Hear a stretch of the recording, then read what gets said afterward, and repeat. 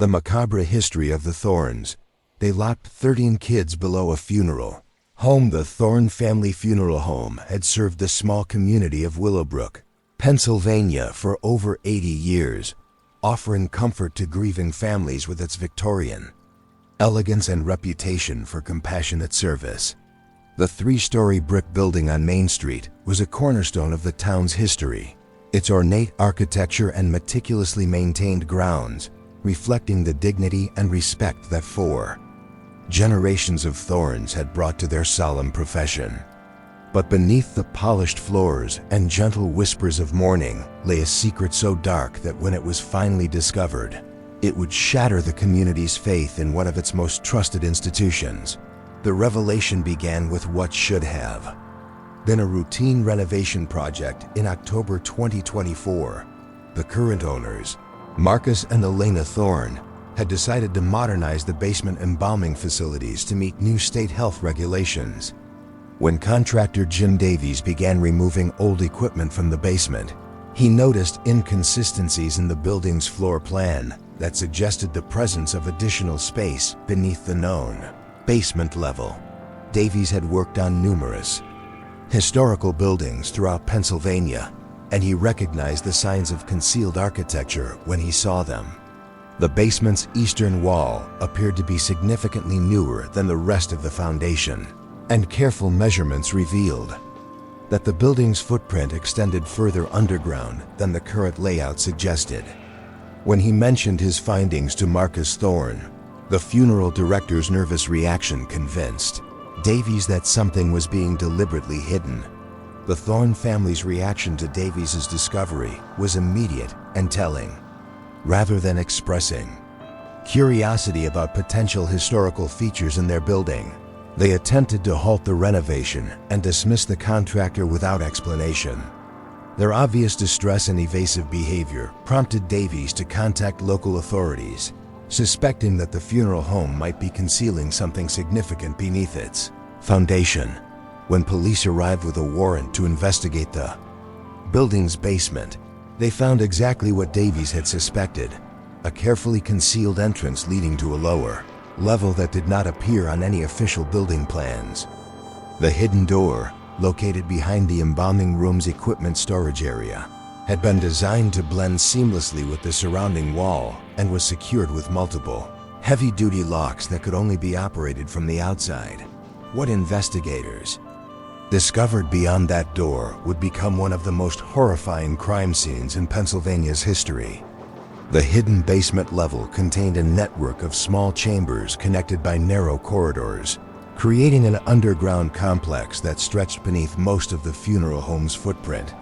The chambers were crude but functional living spaces, equipped with basic bedding, minimal furniture, and sanitation facilities that suggested they had been designed for long-term human habitation. Inside these chambers, investigators found 13 individuals ranging in age from 8 to 25 years old. All were severely malnourished, showed signs of long-term abuse, and exhibited behavioral patterns consistent with extended captivity and psychological manipulation. The oldest victims had apparently been imprisoned for over a decade, while the youngest showed signs of having been born and raised entirely within the underground complex. The victims' initial response to their rescue was not relief but terror.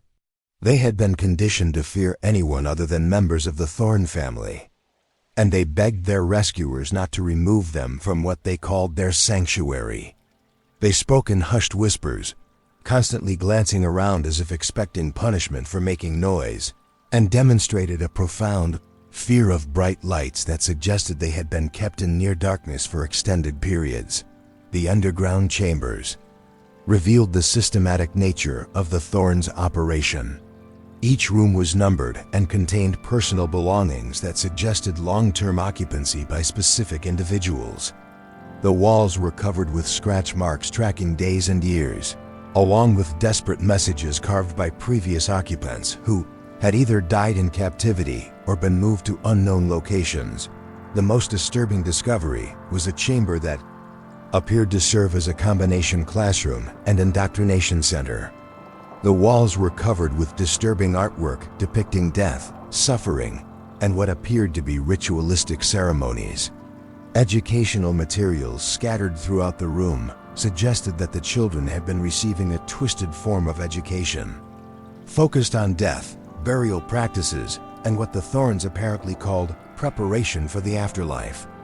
Investigation into the Thorne family's background revealed a gradual descent into extremist beliefs and practices that had corrupted their funeral business over several generations.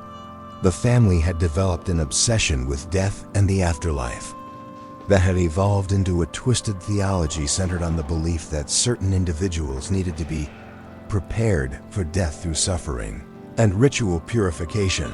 The basement complex contained evidence of elaborate ceremonies that the Thornes had conducted with their captives. Ritualistic implements, ceremonial clothing, and detailed records suggested that the family had been using their victims in what they believed were sacred rites designed to ensure proper passage into the afterlife.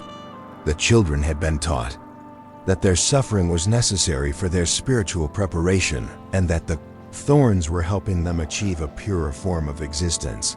Medical examination of the rescued victims revealed the devastating physical toll of their imprisonment.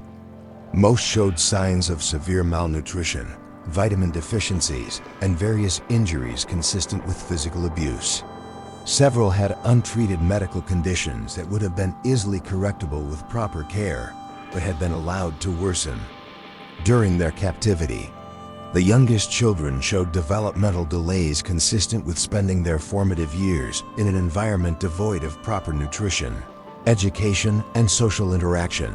The psychological evaluation of the victims was equally disturbing. Years of isolation and indoctrination had left them with profound trauma and distorted perceptions of reality. They had been taught that the outside world was evil and dangerous, that death was preferable to life in normal society, and that the Thornes were their protectors and spiritual guides. Many initially refused to believe that their imprisonment was wrong or that their captors had been harming them. The investigation revealed that the Thornes had been acquiring their victims through various means over the course of several decades. Some had been kidnapped from vulnerable populations, others had been acquired through illegal adoption networks, and several appeared to have been children whose families had used the funeral home services and who had subsequently disappeared. Under mysterious circumstances, the basement complex also contained a horrifying archive of the Thornes' activities, including photographs, detailed records, and what appeared to be academic papers describing their research into death preparation and spiritual purification. The family had convinced themselves that they were conducting legitimate religious work rather than systematic abuse, and they had documented their crimes with the detachment of researchers rather than the awareness of criminals. As investigators worked to understand the full scope of the Thorne operation, they discovered evidence that the family's crimes had escalated over the years. Earlier chambers in the complex contained human remains, suggesting that many previous victims had died in captivity and been secretly disposed of through the funeral home's cremation facilities. The Thornes had used their legitimate business to conceal their crimes, mixing the remains of their victims with those of legitimate customers. The revelation that a respected funeral home had been operating as a front for systematic child abuse and murder sent shockwaves through the community of Willowbrook. Families who had entrusted the Thornes with their most sacred moments of grief and loss now wondered whether their loved ones' remains had been properly handled or whether they had unknowingly participated in covering up the family's crimes.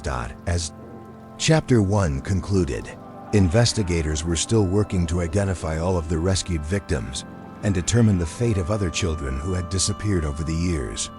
The 13 survivors represented only the living remnants of what appeared to be a much larger operation that had claimed many more lives.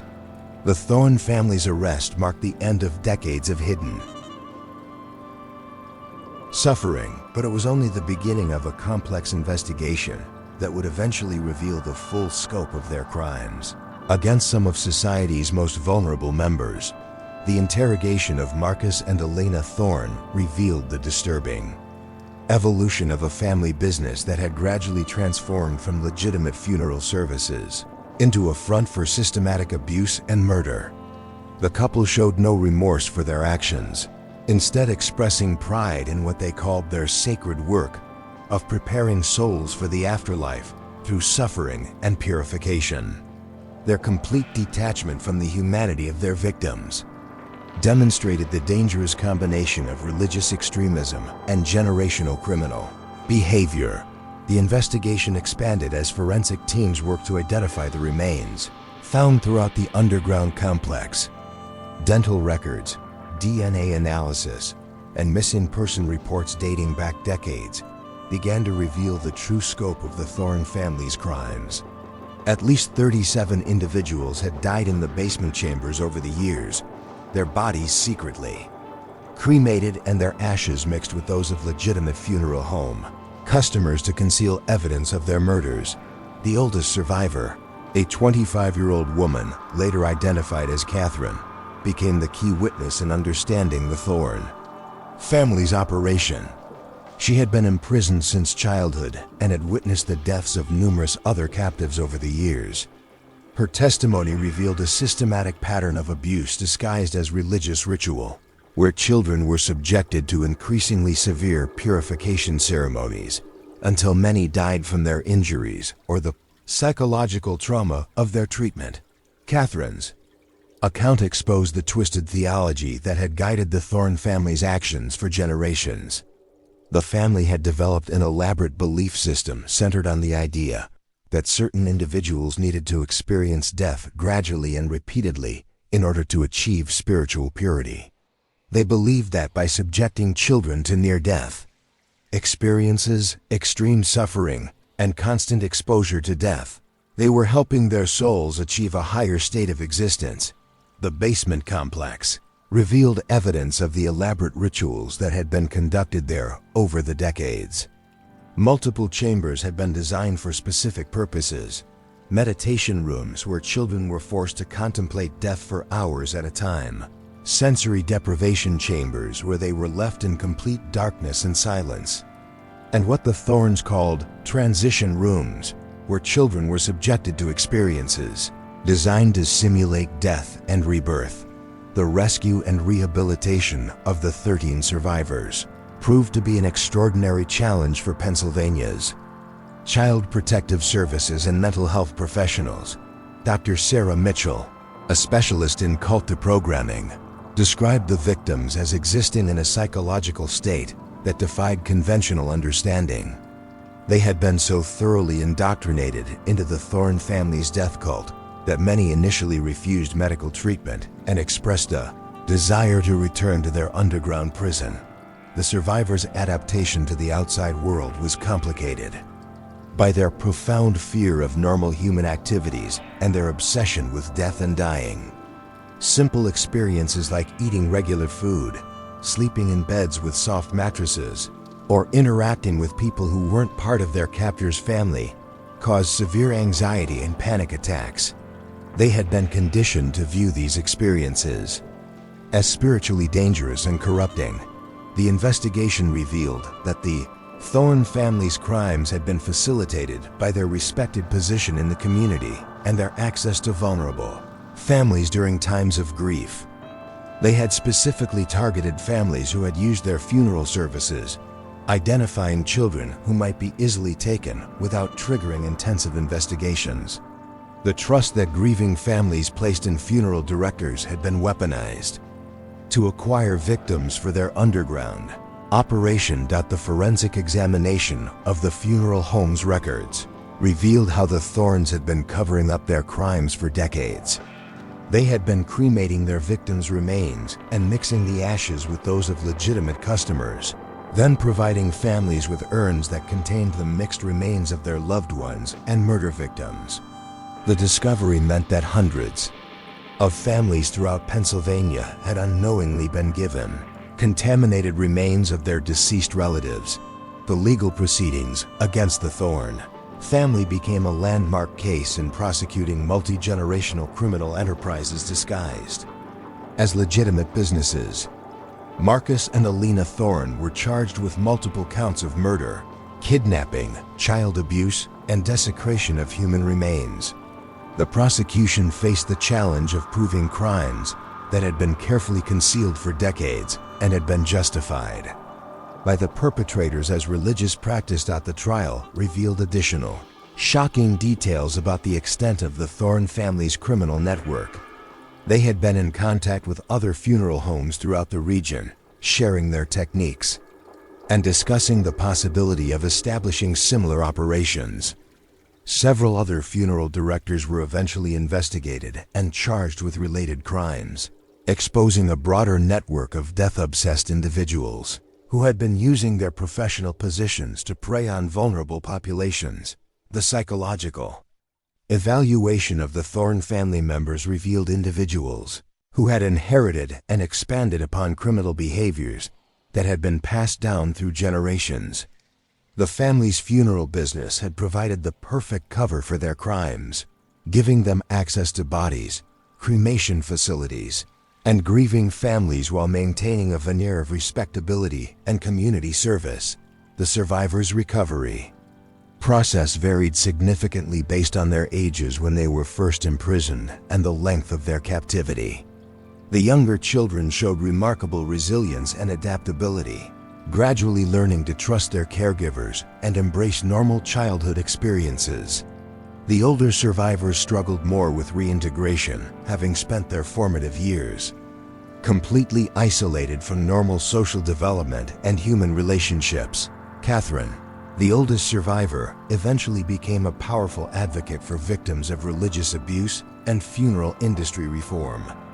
Her courage in testifying against her former captors and speaking publicly about her experiences helped expose the broader network of abuse and led to significant changes in how funeral homes are regulated and monitored. The investigation prompted major reforms in funeral industry oversight and regulation.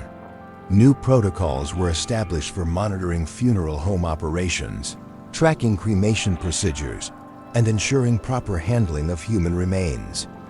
The case also led to improved background checks for funeral industry workers and mandatory reportments for suspicious activities.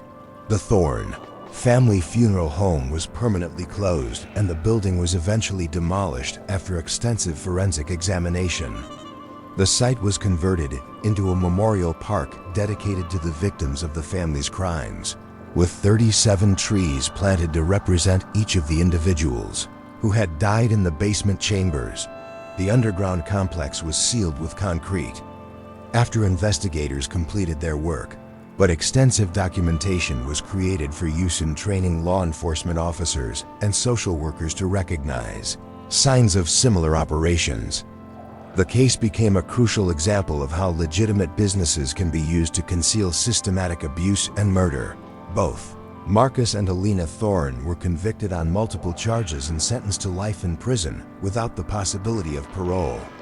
Their convictions were seen as an important victory for justice and a validation of the courage shown by the survivors who testified against them despite years of psychological conditioning. The 13 survivors eventually found new lives outside their underground prison, with most adapting successfully to normal society despite the severe trauma of their captivity.